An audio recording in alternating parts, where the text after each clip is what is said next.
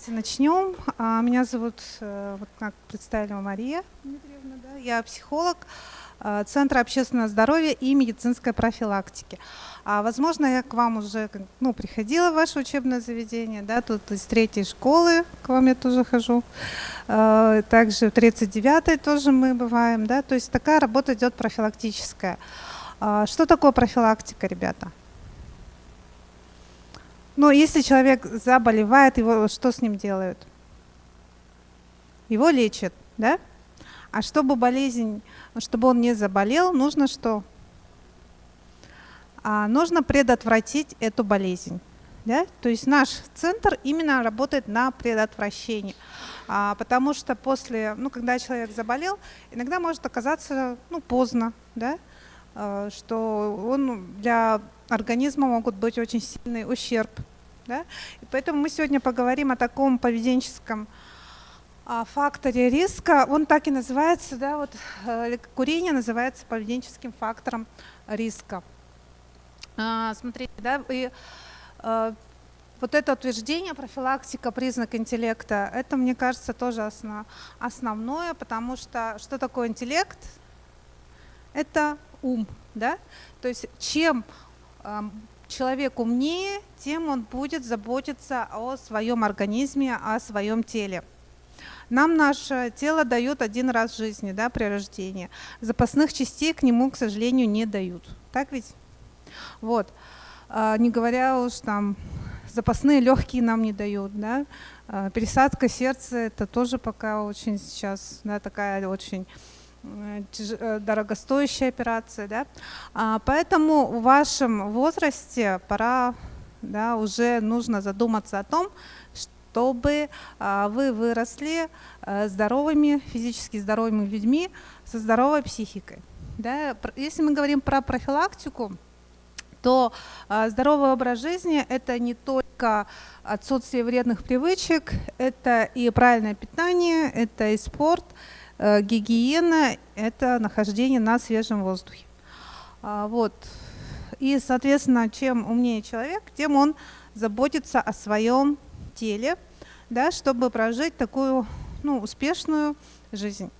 Вот. Если мы говорим про профилактику, то можно еще также затронуть тему заболеваний. То есть есть два вида заболеваний. Это инфекционные болезни. Какие инфекционные болезни знаете? Прямо с места отвечайте. ОРВИ, правильно. ОРВИ, грипп, ковид. Да? То есть те инфекции, которыми мы можем заразиться от другого человека. Профилактика этих инфекционных заболеваний в чем заключается? Как ковид остановили? Прививки, да, вакцинация. То есть придумали вакцину, и сейчас уже у нас нету изоляции. Вы, наверное, все сидели, да? Да, точно, во время пандемии. И это было очень неудобно, да, согласитесь, учиться онлайн. Вот. То есть, когда мы говорим о физической профилактике, мы говорим о вакцинации. Но кроме вот такой вакцинации есть еще и поведенческая профилактика. То есть сейчас на самом деле смертность, причины смертности, много причин, да, из-за чего люди умирают, но в большинстве стран, как вы думаете, на первом месте какие болезни? Онкологические болезни на втором месте, а у нас мотор нашего организма — это сердце, да? Значит, на первом месте сердечно-сосудистые заболевания. Это хронические неинфекционные заболевания, да? И вот как раз и сердечно-сосудистые заболевания, и онкологические заболевания, да, и диабет, они целиком, не то что целиком, но очень сильно зависят от нашего поведения, от того, как себя ведет человек. Так, как вы думаете, на сколько процентов ваше здоровье зависит от вас? Сколько? 40, еще? 100, 70, на 100, к сожалению, нет, да? 70, вы близко сказали, ой. Наше здоровье зависит от нас на 60%. Это много или мало? Это много достаточно, да? 20% зависит от экологии. А можно почетче сделать? Резкость можете изменить наверху? Потому что тут совсем размытая презентация. Ну или свет. Ну совсем темно тоже не очень будет. Ну ладно. Так. Смотрите, на 60% зависит от нашего поведения. Можно какой-то вот источник оставить, чтобы не совсем темно было. На 20% зависит от среды, на 10% зависит, вот, уже хорошо, на 10% зависит от уровня медицины, и также на 10% зависит от наследственности, да? Остальное ваш образ жизни. Ну и вот тоже вопрос навскидку, от кого зависит ваше здоровье? Ага, то есть родители с вами сейчас сидят, держат вас за ручку, кормят, да? Весь день с вами, нет же? Ну, компания тоже вас заставляет курить, выпивать. От самих себя зависит, да? То есть вот вы уже в школу пришли, вы уже вырвались от опеки родителей. Они могут, вот сейчас тем более, да, у вас сейчас средний возраст, сколько вам лет, ребят? 19, 15, да, то есть получается, вы большую часть времени проводите вне дома. Родители могут даже не знать, чем вы питаетесь, так ведь? Что вы делаете, да? Поэтому только от вас зависит. Ну, тем более, и от врачей тоже не зависит, тем более от каких-то лекций тоже не зависит. То есть только от вас. И опять возвращаемся вот к проблеме вот интеллекта, да? Ой, да. Угу. Ну, а теперь поговорим о таком поведенческом факторе риска, как курение, которое большинство людей недооценивают, да, считают, что, ну, приятная привычка, ничего страшного, да? Ничего со мной не случится и так далее. Но на самом деле это полностью поведенческая привычка. То есть здесь уже 100% от вас зависит, будете вы курить или нет. Да? Почему электронные сигареты – это ловушка? Потому что там в них содержится никотин, да? Вещество, которое вызывает физическую зависимость. И все, что вы должны знать о никотине, никотин – это яд. Да? Все, больше ничего не надо знать. Если это яд, как вы думаете, как могли раньше использовать никотин? Ой. В медицине еще. Ну вот в сельском хозяйстве травили, да? Это яд. То есть если это яд, то его использовали как отрава. Угу. Ну вот, представим такую мышку. Какой должен быть яд, чтобы мышка прибежала, чтобы она его съела? Сереньким, что ли? Ну, сначала должен привлечь внимание. То есть какой должен быть? Яркий, да? Яркого цвета, красочный. Запах, да? На запах еще прибежит мышка.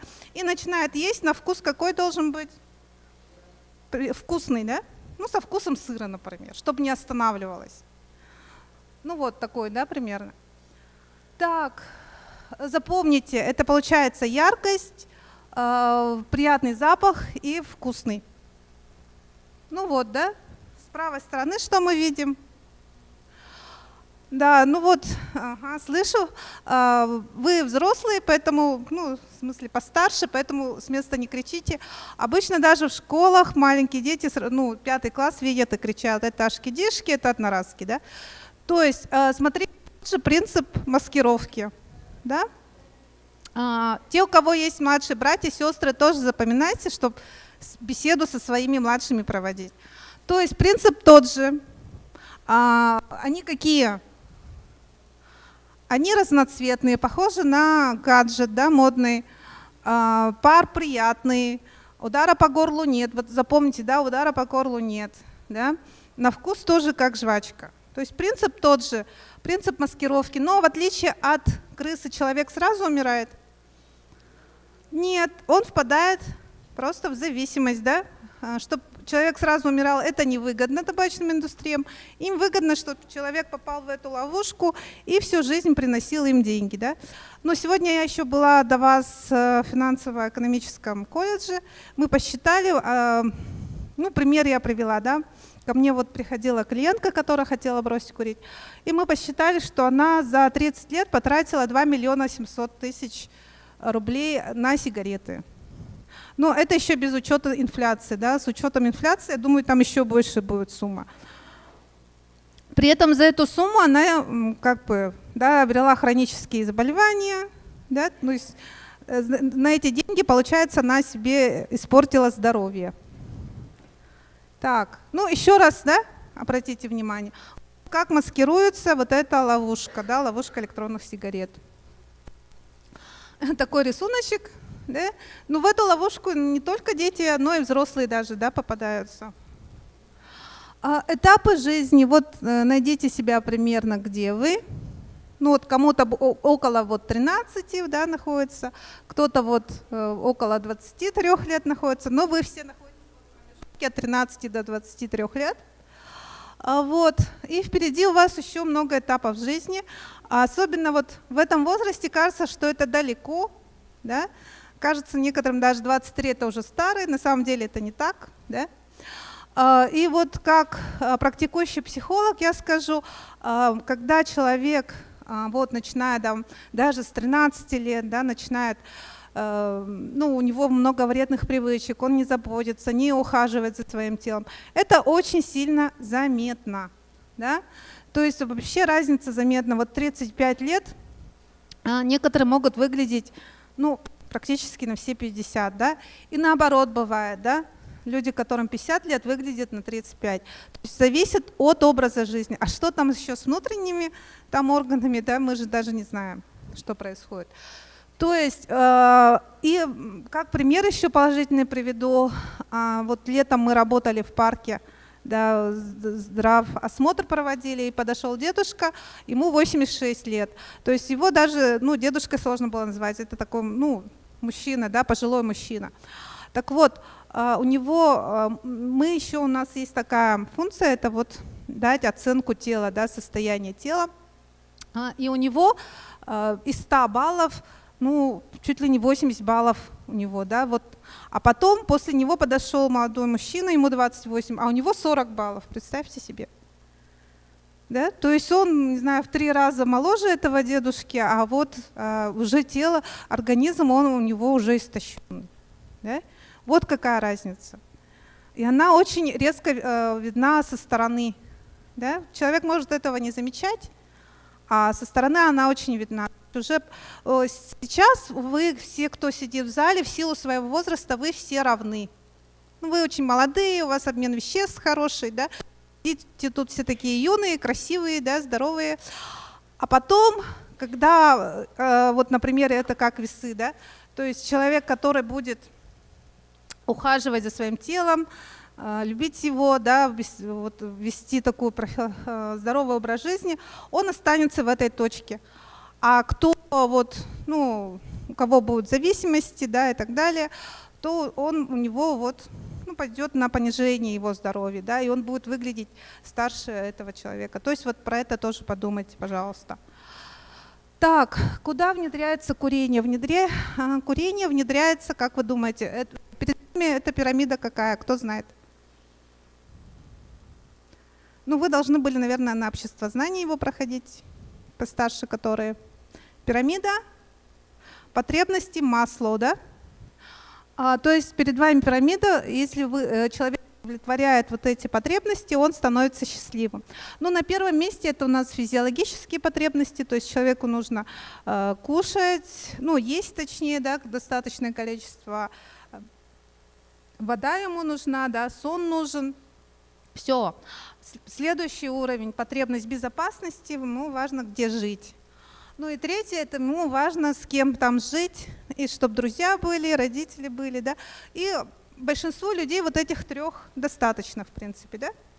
Вот семья есть, друзья есть, этого в принципе достаточно. Так, а остальные дальше уже кому-то хочется успеха, это уже кто-то дальше вот будет все свои способности реализовывать. Так вот, курение внедряется, как вы думаете, куда сначала? Нет, сразу физиологической потребностью не становится. Да? Курение внедряется в социальные потребности, да, потому что чаще всего человек курит в компании, да, друзья предлагают, да, чтобы его зауважали. И вот получается в социальное, а потом становится самое страшное физиологической потребностью. И становится зависимостью. Да? 3 стадии зависимости. Это нерегулярное курение, психологическая зависимость, длительное курение, психофизиологическая, да, и самое последнее – это физиологическая зависимость, когда человеку вот это нужно как, это касается, да, всех психоактивных веществ, да, когда ему плохо, организм требует. Чаще всего, большинства все-таки психофизиологическая зависимость, когда человек может от этого избавиться. Давайте про физиологические потребности поговорим. Как думаете, сколько можно прожить без еды? Месяц, да? В принципе, правильно, да? Но не факт, что потом мы этого человека, конечно, спасем, но тем не менее, если есть вода, то можно прожить. Без воды сколько можно прожить? Но здесь тоже зависит от условий, от состояния человека. Да? Если температура комфортная, максимум можно, кажется, 10 суток прожить. Без воздуха сколько можно прожить? 5 минут, да, близко очень. А так средний человек 3 минуты. Да? 5 минут – это тренированный человек, например, если он ныряльщик. А без никотина сколько можно прожить? Конечно, всю жизнь, да? Без никотина, без этанола можно прожить всю жизнь. Да? Даже те, у кого физиологическая зависимость, они также могут прожить, но им уже тяжелее. Вот, поэтому никотин, он нам абсолютно не нужен, как и этанол. И любую зависимость, особенно никотиновую, я сравниваю с таким колючим репейником, да, который прилепляется и всю жизнь человек в этой зависимости находится. Да? Она то отлепляется, то прилепляется, пускает корни, и человек может оказаться в дебрях своей зависимости, где ему нужна будет помощь. Как влияет никотин на организм? На какие органы? Какой у нас главный орган? Мозг. Да, все-таки мозг у нас главный, да? А мозг, у него особенность какая? Даже мы рождаемся со сформировавшимся мозгом, но он не зрелый. Смотрите, он зелененький. Да? То есть он зреет до 22, тут 21 год, на самом деле 22-23 лет он созревает. Да? Что происходит, если человек очень рано, например, начал выпивать, курить? Что с его мозгом произойдет? Посмотрите, как будто незрелый фрукт. Да? У этого незрелого фрукта одни части так и останутся незрелыми, недоразвитыми. Да? И смотрите, в 17 лет, да, еще зелененькие, это префронтальные зоны, которые отвечают за планирование и за контроль действий. И они могут остаться такими же и зелеными. Да? Поэтому, ребят, самый главный наш орган, который делает нас конкурентным, успешным, это мозг. Да? Берегите его, пожалуйста. Он вам на всю жизнь пригодится. Да? Без него никак. Так, а теперь влияние на сердечно-сосудистую систему.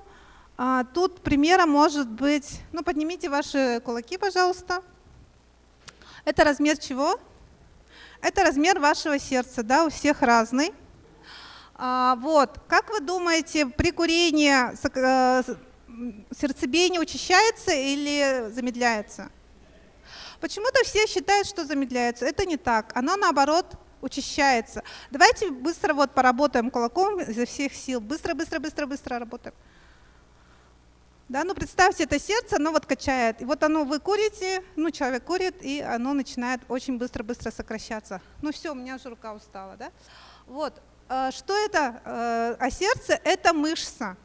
Если мышца будет постоянно вот так быстро-быстро сокращаться в не своем темпе, да, что произойдет с этой мышцей? Она увеличится, она ослабнет, и будет все больше и больше, да? Соответственно, вот пример большого сердца. Большое сердце – это не означает, что это сердце, которое любит всех, да? Это означает, что это, к сожалению, ленивое сердце, которое может остановиться в любой момент, да? И, ну, такой печальный пример, да, у меня вот два бывших одноклассника умерли примерно в одном возрасте, где-то 38-39 лет. И у них при вскрытии вот это самое большое сердце обнаружили. Это из-за выпивки и из-за курения. То есть еще раз бережем мозг, бережем сердце, да? Нам никто запасных никто не выдаст. Ну и, конечно, на третьем это, конечно, наши легкие. Называют это наш сад, да? Легкие нам тоже никто запасные не будет выдавать. И они очень сильно страдают при курении, особенно курение электронных сигарет. Почему? Потому что ну вот я много беседую, и с 18-летними беседовали, да, в техникумах. Те, кто парят электронные сигареты, они не контролируют, помним, да, удара по горлу нет, неприятного запаха нет, вот эту ловушку помним. Соответственно, человек может вообще как пустышку весь день ходить, беспрерывно парить. В итоге что? В итоге он может получить дозу никотина, которая убивает лошадь. Да, и такие прецеденты уже были. Так, ну вот это вот пропилен, гликоль, глицерин, они вообще не для как бы нагревания, да, они для пищевого этого производства, да. Что потом, какая там пленка оседает, что оседает в наших легких, никто не знает. Также на ротовую полость и зубы, да, очень много болячек, кариес, а зубы сейчас сделать очень дорого, лечить. Ну вот то, что я говорила, да, человек сразу не умирает. Это были, это вот вейп взорвался во рту, в ротовой полости 16-летнего школьника. Он перенес 7 операций, стал глубоким инвалидом, да, ему практически снесло верхнюю челюсть. И вот тот пример, что 15-летний ученик умер от курения электронных сигарет, вот то, что он как пустышку весь день парил, пришел и сердце отказало. Все. Да, поэтому рекомендация, да, ну вообще пожелание. Если вот вы парите, обязательно считайте, сколько затяжек, контролируйте себя, вообще лучше откажитесь от этого, да, полностью. Потому что реально здесь самоконтроль у людей пропадает. Вот в чем еще главная ловушка. Да, кажется, жвачка, приятно, и все, летальный исход может быть. Ну и пассивное курение – это также очень опасно, то есть когда вы сами не курите, а рядом кто-то с вами, да, парит, и вы находитесь в этом паре, это тоже очень опасно. Да? И получается, курильщик, он ваши права нарушает. Да. Ну и кому выгодно поймать ловушку молодежь? Те же самые, да, табачные индустрии, которые в свое время поймали в ловушку ваших бабушек, дедушек. Поднимите руки, у кого родители, бабушки, дедушки курят. Да? Ну вот, очень много рук. Это не означает, что они плохие люди, это означает, что в свое время они попали в эту ловушку, и им сложно из этого выбраться. Угу. Поэтому, смотрите, они делают деньги на бабушках, дедушках, родителях, а для вас придумали еще более сложное, заковыристое, как электронные сигареты. Если так подумать, это очень страшно, да? Так, потому что, ну, главное, это же деньги. Да? Им все равно, что с вами будет, какое у вас будущее будет. Им главное, чтобы это все приносило деньги, потому что в этой сфере очень много денег, да, в том числе и среди распространителей. Да? То есть вот в школах есть дети, которые продают, в университетах есть те, которые, да, продают. Это все им нужно просто сделать выгоду на вас. Помните всегда об этом. Кому это выгодно? Да, конечно. Как мы можем помочь, помешать, да, помочь вот закону? На самом деле вот закон гласит о том, что нельзя продавать несовершеннолетним, да? Штрафы от 40 до 60 тысяч рублей. Это если вот в школе кого-то поймают, родители должны штраф заплатить. Для киосков от 400 до 600 тысяч рублей, но хотят еще до 2 миллионов увеличить. Ну то есть, да, продавцов несовершеннолетних. Да.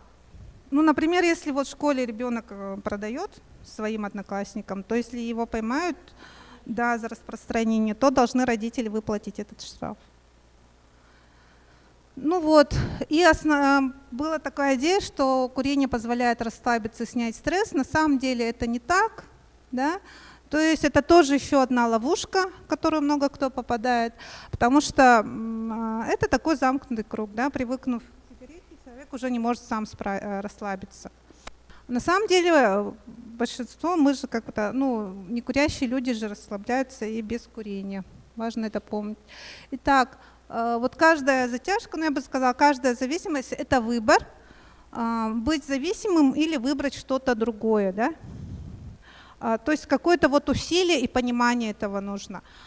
И когда вот ко мне приходят пациенты, начинается лечение, наша вот психологическая помощь начинается с осознания, да? Зачем мне это надо, кому это выгодно, и с осознания того, что вот я сам же на свои же деньги наношу вред своему здоровью, своему организму. Так. Ну и вот мой последний слайд, мой любимый слайд. Найдите себя на этом рисунке. У вас, как вы думаете, 3-е или 4-е? Да? Ну не совсем же 2-е. Ваше, мне кажется, 3-е, больше 3-е, да? Вот. И вот это я и показываю. И вот позавчера была среди старшего поколения. У них уже вон последнее дерево, у некоторых облетает. Да? Вот. Поэтому смотрите, все зависит от того, как вы будете за своим деревом ухаживать, какие у него будут корни, какая будет листва. Только от вас зависит, ребят, ни от кого больше. Все, спасибо за внимание. Вопросы есть?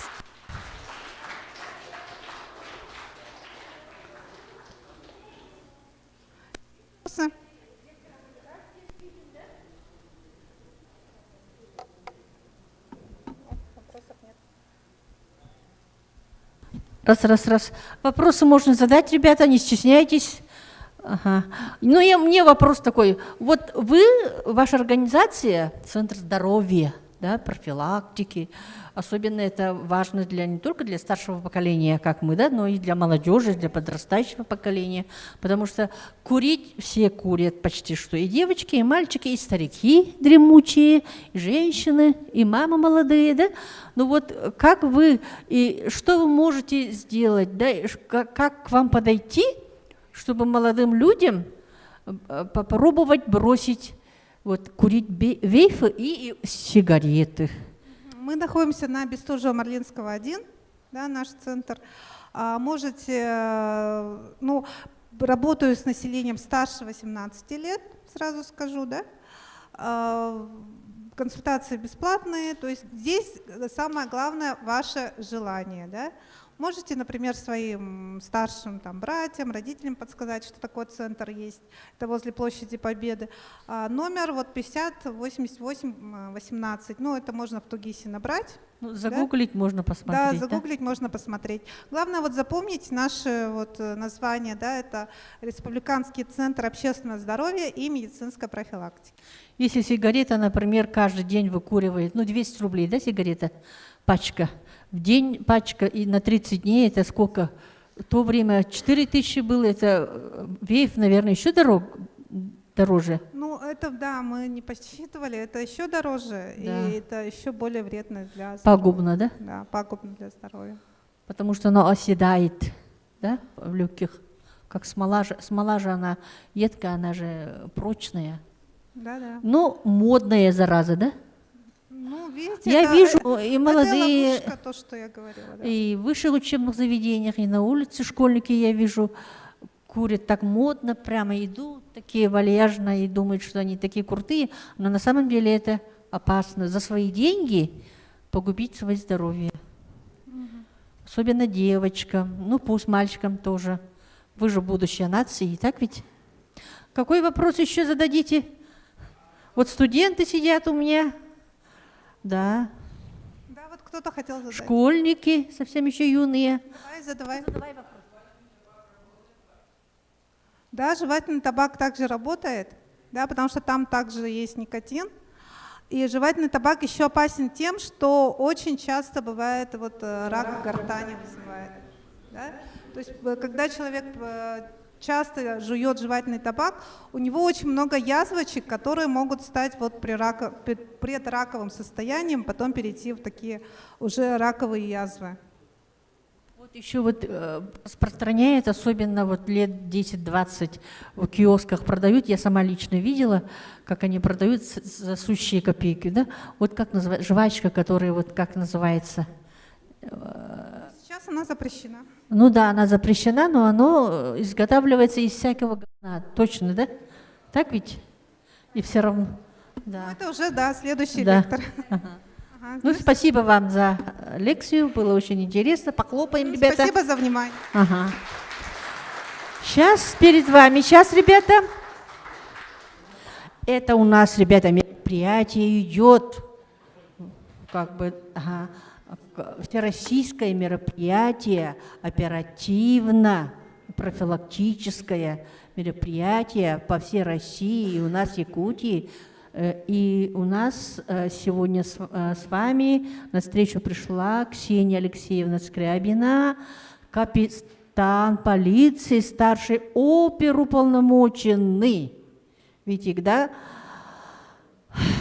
Профилактика незаконного распространения наркотиков.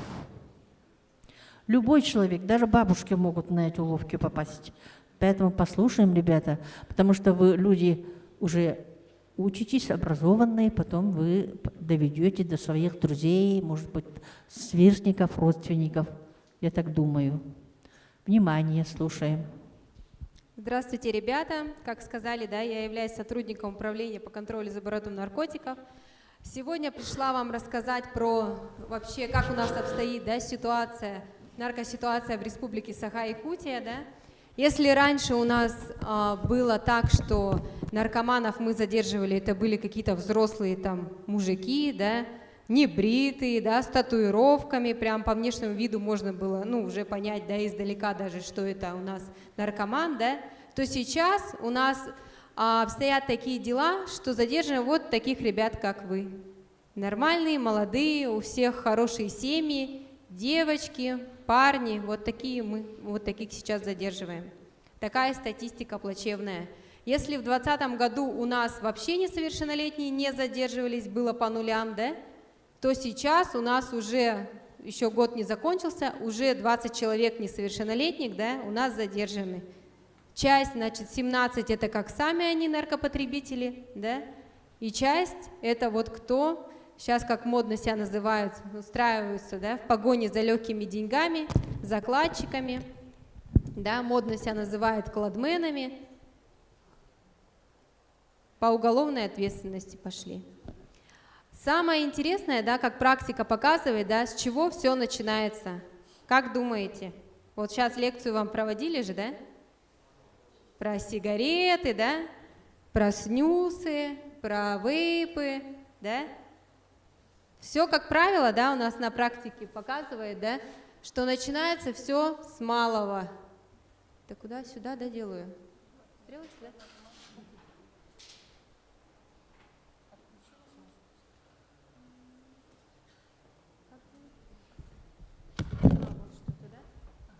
Ага. Да, как правило, начинается все с малого. Кто знает, что такое насвай? Поднимите руку. Ага. Состав насвая все знают? Может, даже попробовали, наверное. Так. Понюхали. Ага. А кто думает, что насвай это наркотик, поднимите руки. Согласны, что это Ну, есть насвай такие наркотик? люди, да? Конечно, наркотик. Ага. Зависимость же вызывает. Состав насвая, как вы и сказали, да? Чаще всего у нас, вот мы задерживаем, изымаем, да, даже там в составе табака как такового нет. Там присутствует табачная пыль, гашеная известь и вот, как вы сказали, куриный помет в нашем случае. У нас это чаще всего куриный помет. Да, в лучшем случае. А так, конечно, намешивают все, что угодно, чего там только может и не быть, и кора, и все, ну и все вообще, и опилки, все, что угодно может быть, да? И разные инфекции, да? Ну, конечно. Разные. Способ употребления все взрослые, наверное, тоже знаете, да? Знаете. А последствия знаете какие? Да? Последствия вплоть до рака у нас гортани. Как тут делается? Угу.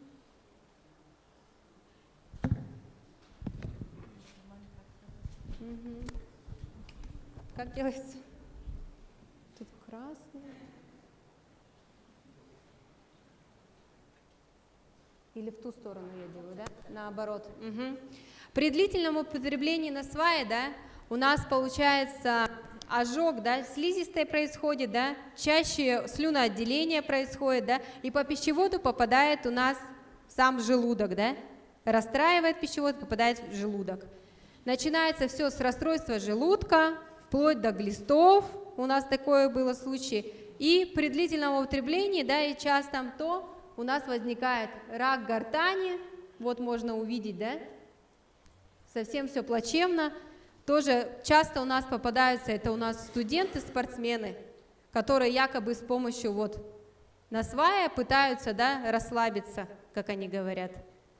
Да? А потом расслабление это длительное вот приводит у нас к таким последствиям. Насвай у нас на территории Российской Федерации, да, он запрещен. То есть если вы будете задержаны, да, не дай бог, при вас найдут насвай, будете привлечены к административной ответственности. Помимо этого будет еще привлечен тот, кто продал,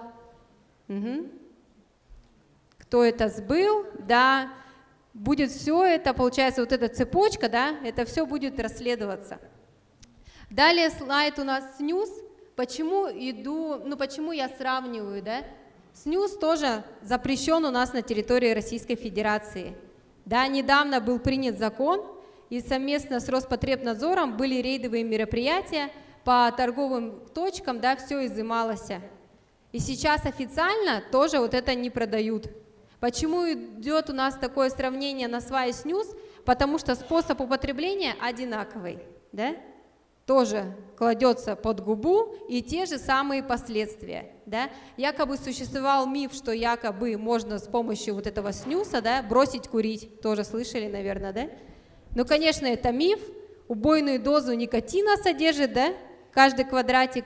И как до этого тоже сказали вам, да, что это все рассчитано, это маркетинговый ход, да, чтобы завлечь внимание тех же самых несовершеннолетних, да, создали вот снюс с различными ароматическими добавками вкусовыми, да, там клубничка, малинка, лимон, да, что кому угодно, да. И дети у нас, взрослые люди, да, ведутся и покупают. Тоже, наверное, в интернете видели различные ролики, да, когда плачевно там уже ситуация происходит, то есть летальный исход. Видели, нет? Дети там у кого-то в доме скакали, прыгали, нечаянно проглотили вот этот пакетик и вплоть еле как смогли, ну, маленького ребенка откачать. Очень страшно. Мы, да, когда вот проводили эти рейдовые мероприятия, да, мы даже для интереса, да, решили провести эксперимент, да. У нас сотрудник работал, да, как мы его назвали, злостный курильщик, да, со стажем, более, 20 лет он курит обычные сигареты, да, и мы решили проверить. На этикетке, да, вот снюса, да, написано, что вот, получается, под губу закладываешь и держишь 5 минут, да. Так вот, у нас наш сотрудник, который, курит, да, уже долго, он не смог просидеть ни минуты, потому что сразу получил ожог, да, слизистой, и вот этот никотин ударил в голову так сильно, что у него головокружение и тошнота пошла. Он быстро побежал выплевывать. Это у нас взрослый человек. Не говорю о том, что какой вред, да, и влияние окажет на молодой организм. И какое сразу возникает привыкание. То есть сразу подсаживается человек. Это вот реальные фотографии, да, с рейдовых мероприятий совместно с Роспотребнадзором изымали. Ну, видели, да, все, наверное, как продавали, да, как все это выглядело. Вот такие, получается, квадратики. Угу. Действия вот под губу клали, и получается мгновенное всасывание через слизистую, да, и быстро попадает в организм. Про вейп вам, ну, начали, да, рассказывать, рассказали, и можно увидеть состав, да. Смотрите, как мало никотина содержится в вейпе, да, и сколько глицерина. У нас сейчас случаи, да, вот я ходила в автодорожный техникум, читала лекции, да, уже там 5 случаев, что несовершеннолетние попали в больницу. Вот курили вейпы, электронные сигареты. Как сказали, да, при вдыхании паром оседает на легких, и организм, да, не расщепляет этот глицерин, он остается, никак не выводится. И вот там на снимках у несовершеннолетних, да, были пятна, долго гадали, что это, на что было там на туберкулез и так далее, да, подозрения у врачей. Потом выяснили, что вот при длительном употреблении скопилась вот эта вот жидкость и не выводится, только хирургическим способом. Дальше. Ну, последствия все мы понимаем, да, вплоть до рака доводит, да, расстройство желудка, язвы. Так, ответственность. У нас, значит, ответственность за насвай, снюс, вейпы тоже.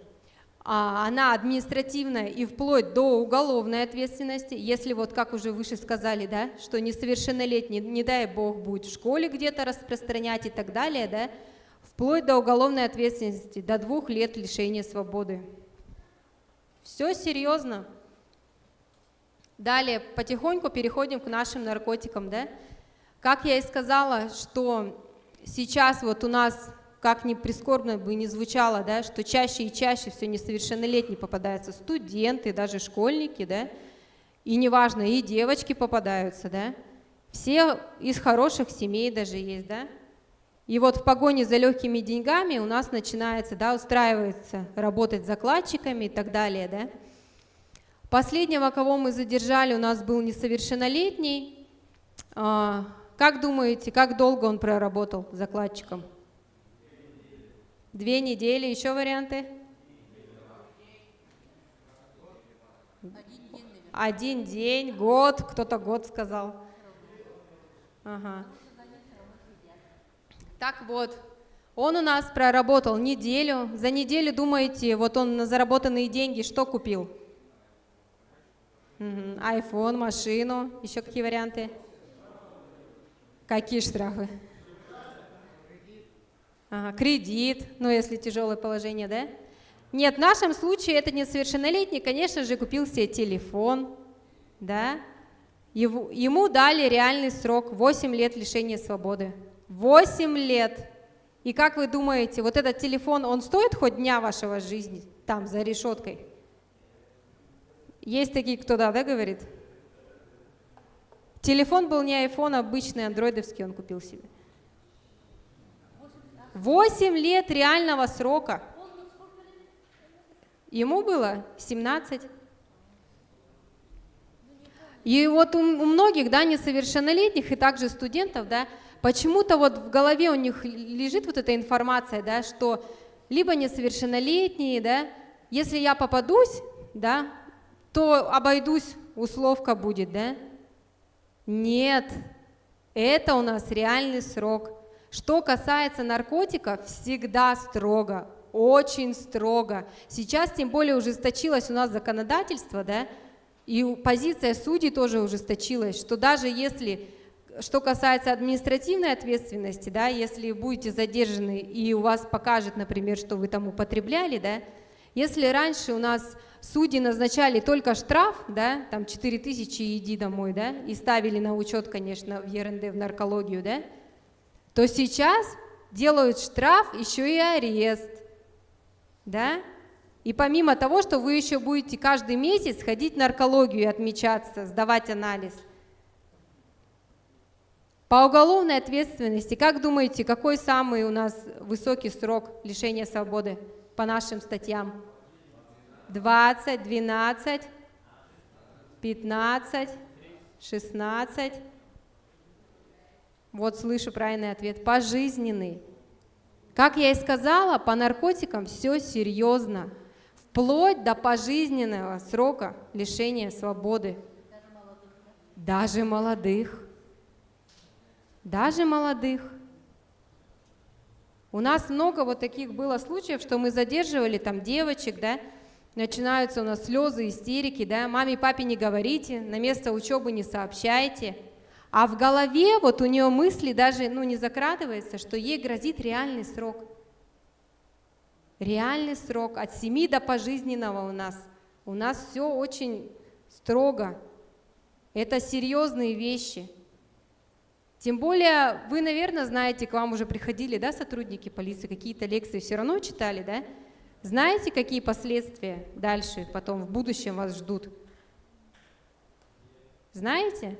Вот если вас хоть раз доставляли сотрудники полиции в отдел полиции, да, что будет?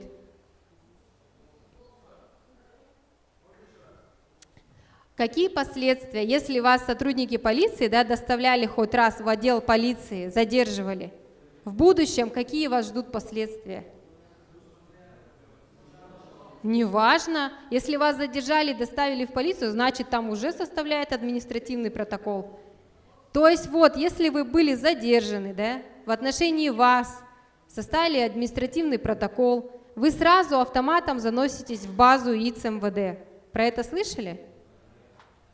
И потом в будущем захотите устроиться на хорошую какую-то работу, да, всегда пробивается, запросы делаются через МВД, и все там видно. То есть сразу отсеивается, да, дорога закрывается. Потом мужчины, да, все там кто-то охотники. Лицензию на оружие тоже, если будет вот наши статьи, только высветится, вам не дадут. Если действующие водительские права будут, да, и выскочит наша статья, аннулирование тоже сразу. Наша статья это вот 6.9, 6.8, 20.20. Потребление наркотиков в общественном месте, хранение, перевозка. В будущем также заходите за границу куда-то поехать. Есть перечень стран, тоже, которые вас не пустят. Вот только там на границе высветится, да, что у вас были вот там связанное с наркотиками что-то, да, вас туда не пустят. Также в будущем захотите усыновить, удочерить, да, кого-то, тоже отказ будет, если только там будут мелькать, не дай бог, вот наркотики. Все серьезно на самом деле. Как я всегда говорю, берегите честь молоду. Все внимательно смотрите, что вы лайкаете, что вы пересылаете, что публикуете также. У нас есть статья 6.13 «Пропаганда наркотических средств и психотропных веществ». Она подразумевает то, что даже ношение, да, предметов с изображением, да, символики нарко, каких-то шприцов, листьев конопли и так далее, да, это запрещено. Это тоже наказуемо. И наказывается также тот, кто и носит, и тот, кто и это продал. Если там, например, магазин продает кепочки, чулочки, носочки и так далее. Различная у нас продукция была. Даже вплоть до шампуней. Кроме этого, некоторые умудряются татуировки бить себе листьев конопли. Все, наверное, знаем Моргенштерна. Слышали, да? Слушали. Вот, легендарный, да. Буквально в том году Московский суд его оштрафовал и запретил его прокат видеоролика, клипа. Потому что, во-первых, в песнях, да, у него был призыв к наркотикам, а во-вторых, на нем было набито, да, на верхней части листья конопли. И суд заставил, либо перебиваешь, либо удаляешь эти татуировки, либо носишь всегда закрытую одежду. У нас в Якутске тоже такой был случай, что девушка задерживалась с татуировкой. И также суд ей тоже было решено решением, что она удалила, либо перебила эти татуировки. Что все серьезно. Смотрите, какие объявления вам приходят. Тоже кому-нибудь приходили смс-ки, там, подработкой курьером? Было такое, сталкивались? Ну, даже мне приходило. Тоже внимательно смотрите, на кого устраиваетесь там работать, что будете перевозить и так далее. Все внимательно смотрите. Какую информацию пересылаете тоже, лайкайте, комментируйте. Сейчас все просматривается, все. У нас создано специальное подразделение, между собой называемых киберги полиции. Они мониторят все сети интернет, все. Еще существовал миф, якобы там WhatsApp, Telegram не просматривается. Ребята, все просматривается по ключевым словам. Там как сигналы сразу идут. Почему вот закладчиков и быстро задерживают, долго они не работают, да? Потому что сразу, мгновенно информация поступает, и оперативники выезжают. Компьютер, наверное, вычитывает, да? Да. За всеми нами следят. Что вы лайкаете, что вы комментируете, пересылаете. Даже в рамках терроризма и экстремизма все просматривается, ребята. Поэтому будьте аккуратны, внимательны, все читайте. Такая ситуация, например, увидели закладчика, да? Как себя вести, знаем? Что делаем? Что делаем? Мимо проходим. Что делаем? Самим задерживать не надо, ни в коем случае. Потому что чаще всего наркоманы у нас это больные шизофренией, очень агрессивные люди. Там неизвестно, чем потом может закончиться. Вы, получается, просто вызываете, да? Ну, сообщаете в полицию, да? Полиция уже выезжает, там оперативники его задерживают. Просто, например, если получилось, вы сфотографировали, либо так можно объяснить, в чем был одет и так далее, на чем приехал, да? Также, если закладку обнаружили сами, не трогаем. Да? Не пытаемся открывать, скрыть, чтобы ваших пальчиков там не было. Просто тоже сообщаем сотрудникам. Да? В дежурную часть позвонили. Номер дежурной части знаем? Могут подумать, что вы покупатель, да, если вдруг там... Ну просто будет расследование, и конкретно будут все обстоятельства рассматривать.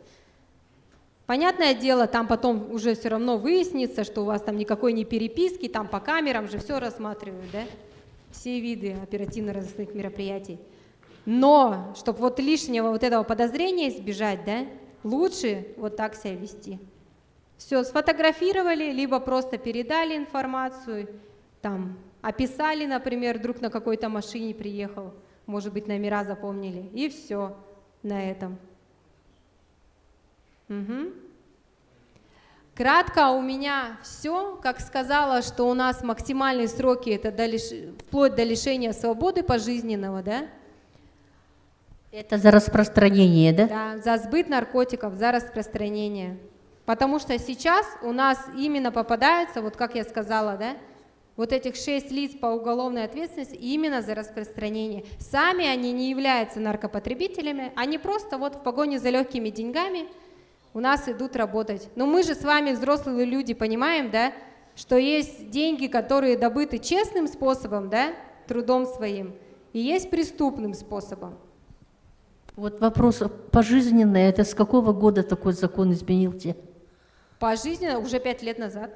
5 лет назад. Да, Это новый где-то закон, так, да, да. видите, как система же себя защищает, и такую структуру, как МВД, создает, и зарплату выплачивает. Для чего? Для того, чтобы защитить нас от нас самих же, наших своих капризов или причуд, да? Любопытно, интересно, как все, модно, да? А вот опасно и пожизненно это очень даже плохо молодым людям, так получается? Ну, а как вы думаете, это правильно, вот что пожизненный срок есть такой? Либо надо было только 20 лет сделать? Один раз ошибся вдруг, да? Как вы считаете? Простить нельзя, да? Незнание закона не освобождает от ответственности, Да. это истина. Да. И у нас были просто такие страшные случаи, да, что у нас несовершеннолетние, они даже не задумываясь, где раскладывать закладки, да, на детских площадках, а потом как это у нас, к чему это, какие последствия тоже. Ребенок проглотит и все. У меня вот вопрос, вот на свай и снюс, да, вот модное название Да. снюс, за их распространение тоже Да. Такая участь Уголовная грозит. даже, да, вплоть до, Ужас. до изготовления, если распространение, да, пересылка. Тоже пожизненное. Не пожизненное, нет, до 2 лет лишения свободы. До 2 лет, да? Да. Но все равно это лишение. Да. Потому что я знаю, да, случаи, когда вот молодой ребенок, ну, парень молодой, который поступил, но потом как бы решил заработать и попался на удочки наркодилеров, и попал уже в следственный изолятор. И там, говорит, не дай Бог кому-нибудь из вас попасться вот под такую статью, никому, врагу не пожелаешь. Это разрушение целой судьбы человека, Да, так ведь? да. Будущего. И будущих, и А в тюрьме детей. какое будущее может быть? Там оттуда этими гениями не выходят. Да. Так ведь? А вот молодым, тем более будущее нации, вот такие лекции очень даже способствуют, открывают глаза, так ведь? А может, даже я не знаю, вот такую статью пожизненную, да? И очень опасно для детей, особенно для маленьких. Ну вот эти взрослые уже студенты, а вот маленьким, вот, надеюсь, они донесут до своих знакомых, соседей, да, сверстников, родственников даже могут быть, которые из-за шалости могут попасть на такие удочки наркодилеров. Да? Вот очень печальная статистика. Да. Но какие-то улучшения есть, как вы думаете, как специалист? Надежда. Ну, надежда есть, конечно, она всегда. Вот мы и ходим, да, усиливаем профилактику, лекции читаем. Вот даже сейчас я надеюсь, что я хоть донесла информацию, что это все серьезно, да, и чем это грозит. Из первых уст, тем Конечно, более. да. Мы уже вот... Да, конечно.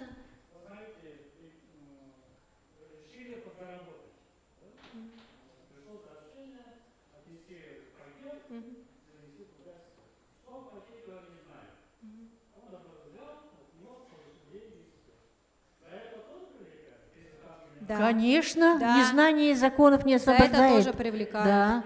А если он попадется, однозначно, так ведь?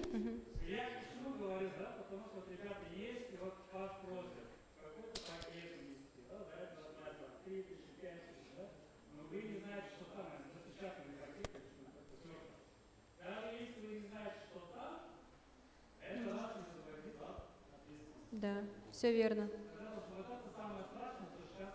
Это однозначно правонарушение и тяжкое преступление. Да. А вот теперь вот как специалист скажите, пожалуйста, чтобы ребята слышали, да, услышали. Статистика такая не вдохновляющая, такая нехорошая статистика. Да. Ну вот в каких городах нашей Якутии, Россию я не буду говорить, особенно вот таких случаев много? Город Якутск. Именно лидирует город Якутск? Да, да. Ой, печально. Город Якутск. Потом уже у нас идет Нерюнгри, Мирный, да, Алдан, да. А вот есть же случаи, ну, как обнаружить, вот, как поймать наркодилеров? Именно же надо наркодилеров находить, обезоружить, поймать и вот пожизненно им дать, чтобы они не распространяли такие заразы и зарабатывали миллиарды на Да, здоровье да. нашей молодежи. Да. Потому что наркоман живет от силы где-то 25 лет, 30 лет, 35, да? Нет, Может, смотря даже какой- меньше. Меньше. Конечно, смотря какой наркотик. Если это синтетический наркотик, они более 7 лет не живут. Более 7 лет, Да, страшно. при длительном и частом употреблении, да. А тем более, если это женский организм, еще хлеще, на женщин еще сильнее оказывает. И там сразу тоже мгновенное привыкание. Очень тяжело. И очень страшно. Поэтому я говорю, вообще, ну вот, на эту дорожку лучше даже не вставать. Я И вот, к нам не попадаться. как историк, да, вот я всегда читаю статьи, интернет смотрю, информацию всегда как бы вижу и читаю. И вот как бы исламисты, их еще как называют-то вот эти террористы. Ну да. Вот они еще лет 20 назад писали открыто, что они Россию не завоевали, они не смогут завоевать Россию. Это никогда никому не удавалось, так ведь? Но они попытаются и завоюют, распространением наркотиков. Вот этого они добиваются, видимо, да? Кто-то зарабатывает миллиарды, Да. кто-то уже в Магане Травят или нашу, где-то, да. молодежь. Молодежь, Да. потому что она самая податливая, она самая неопытная. Вот мы поэтому пригласили вас, ребята, специалистов с первых уст услышать, и потом, надеюсь, потом дальше они будут рассказывать своим сверстникам, друзьям, и, друзьям. надеюсь, это принесет большую пользу. И преподавателям, которые привели своих студентов, школьников, это дорогого стоит. Так ведь? Да. Тем более лекция бесплатная, пожалуйста, слушай, укрепляй свое здоровье, улучшай свое качество своей жизни, потому что качество жизни же нарушается, так ведь? Ну, конечно. Уровень жизни, ладно? А молодым это вся жизнь впереди. Только самим на Бога надейся, сам Да, не сам не оплошай. Вот молодым надо это знать. Ну, попробовать любопытно. Кому не любопытно? Всем любопытно. Но же я вот как человек с опытом и как педагог скажу молодым напутствие, что ладно, попробовали, но постарайтесь дальше не углубляться, дальше эту заразу не употреблять.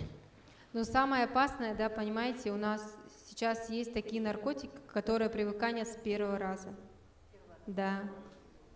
Вот в этом-то и опасность. Есть еще, говорят, наркотики, которые маленькие школьники за 5 рублей покупают и потом катаются по снегу и могут замерзнуть даже. И такую эйфорию включается у них, и потом не остановить, и потом могут даже жизни лишиться. Это что за снюс или что это? Это у нас? Типа Посмотрите. жвачки, да? А, это жевательный снюс. Снюс, да? Да. Ага. Это вот А насколько стоит сейчас? Ой, я точно не знаю, сколько она стоит, но вот я же как рассказала, что там убойная доза никотина содержится, поэтому у них там, наверное, головокружение происходит. В прошлом году я узнавала, что в школе школьники наши в городских школах берут с собой это и продают за копейки. И это допускалось. Как допускать? Это Да, сразу я составляется слышала протокол, неоднократно. вызывается родитель. Это сразу сотрудник ПДН приезжает, вызывается ваш родитель, наказывается родитель, составляется протокол. Там чуть ли не 2 статьи. Да. Штрафуется и ставится на учет еще в ПДН, на профилактический. И каждый месяц проверяется несовершеннолетний. У отца могут оружие отобрать, права на ношение оружия и даже право на вождение, да, если в случае такие обнаружатся, да? Это если в случае он будет привлечен к нашим вот статьям. Да, статьи. К административной либо уголовной ответственности, да, это так. Потому что это все коснется всей семьи, Да. так ведь? Ну и опасно ему оружие давать-то, это же понятно? Доверять что он, оружию, да. Наркоман, какое оружие, кого там, что ему привидится, кого он там пристрелит. Это же опасность. Так, ребята, задаем вопросы, может, у кого какие-то... Давай, молодой.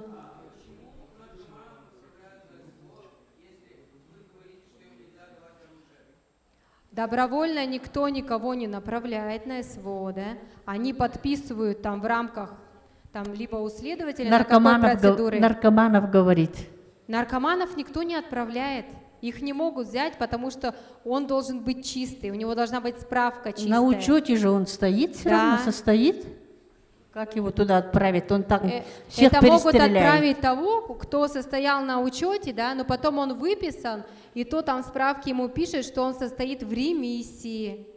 То есть это не факт, что он вылечился до конца. Вот таких, может быть, направляют. Но прям наркоманов, который состоит на учете, который употребляет, его не отправят. Потому что каждый на учете все равно Да. стоит. И тем более наркомания у нас тоже, наверное, знаете, да, всегда идет сопряженно у нас с болезнями, да, СПИД, ВИЧ, тем более таких тоже не направляют. Ну, давайте Еще какие-то вопросы есть, ребята? Вопросы задавайте, не стесняйтесь.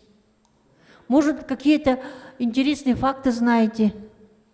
Ну. Осветите, поделитесь. Про что? Да, жевательный снюс есть.